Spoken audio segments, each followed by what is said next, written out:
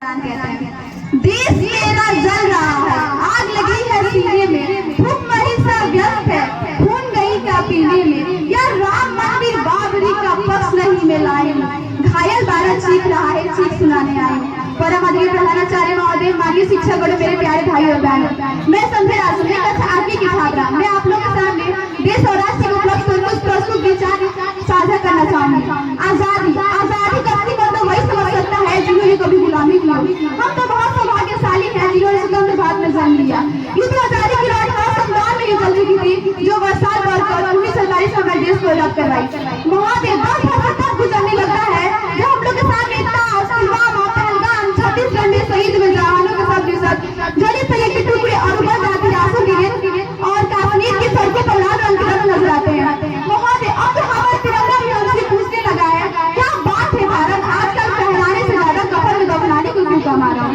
महोदय, युद्ध तो उसे बढ़ गया जब बूढ़ी माँ के बेटे को देख कर बोली, साहब आप तो भारत के एक इंच कम नहीं लेते, ये आधा सही कैसे लेते।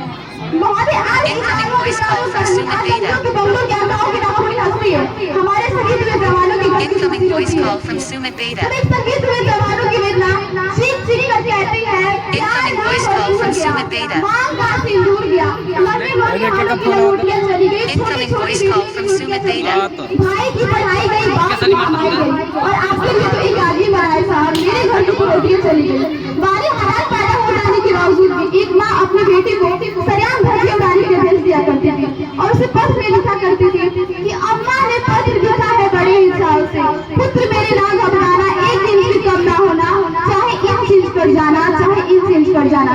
इस प्रकार सही परिवार अपना देश कब साबित कर रहा होता था, तब देश मर जाने को कहता था, तब देश मिट जाने को कहता था। बल्कि मेरे विचार में जो व्यक्ति अपना पूरा काम ईमानदारी, लगन, मेहनत के साथ करे वही सबसे बड़ा देशभक्त है। मैं नहीं जानती फेसबुक और व्हाट्सएप पर डीपी को रंग बिरंगा ही देशभक्त है। मैं आप कहेंगे कि इस साल में 2 बार हाथ में तिरंगा ले रहे देशभक्त है। मैं पूछना चाहूंगी, फुटपाथ पर रहने वाला बच्चा ट्रैफिक की छांव में नंगे पांव में तिरंगा बेच रहा होता है, तो आप उसे देशभक्ति कहेंगे? नहीं, वो उसकी देशभक्ति नहीं बल्कि उसकी धूप की भेंट की शक्ति है जो उसे ऐसा करने पर मजबूर करती है।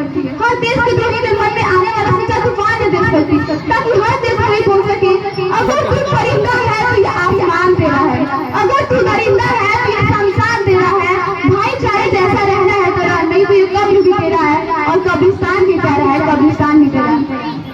जब एक देश को एक ज्यादा एक देश पर साबित कर रहा होता था, तब एक बेटा अपने बूढ़े माँ बाप को निकासी के धोखे पे छोड़ा था।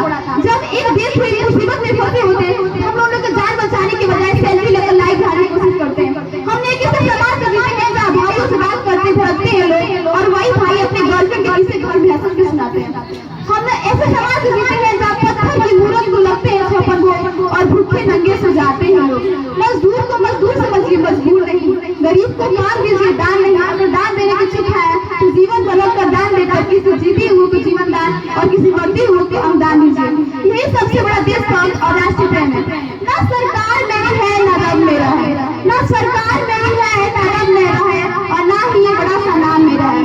बस इतना सा गुरूर है मुझे कि मैं भारत की हूँ और ये भारत मेरा है और ये भारत मेरा है। एक विचार की बारी हमारे समाज में नजर आती है। हमारे देश को सबसे बड़ा लोकतंत्र देश कहा जाता है, जहाँ हिंदू पैदा होते हैं, मुस्लिम पैदा होते हैं, सिख पैदा होते हैं और ईसाई भी पैदा होते हैं। लेकिन हम लोग बहुत बदकिस्मती है जहाँ एक अच्छे इंसान पैदा नहीं होते।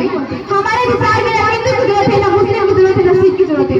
हमारे राष्ट्र निर्माण के लिए केवल एक अच्छे इंसान की जरूरत है, केवल एक अच्छे इंसान की जरूरत है।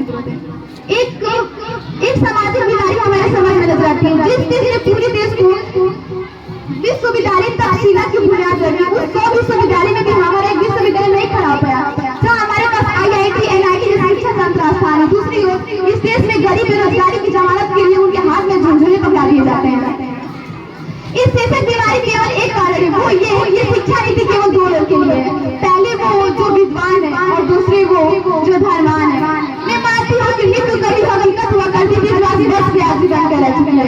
जब तक हमारे देश का युवा शिक्षित होकर भी किसी के रास्ते काटने पर रुक जाया करेगा, जब तक हमारे देश का युवा जाति बिरादरी बना बल्कि समाज, जब तक हमारे देश का युवा शिक्षित होकर भी भूखा पैसा आने अनाने पर घर भूखे रवैया कराता रहेगा, जब तक हमारे देश का अच्छा इंजीनियरिंग पर उजड़ रही बेटी की सरियाम विजय के खिलाफ रहेगा, जब तक हमारे देश का युवा खाली पाकिस्तान में जल रही कटरला के आगे लगता रहेगा। करेगा।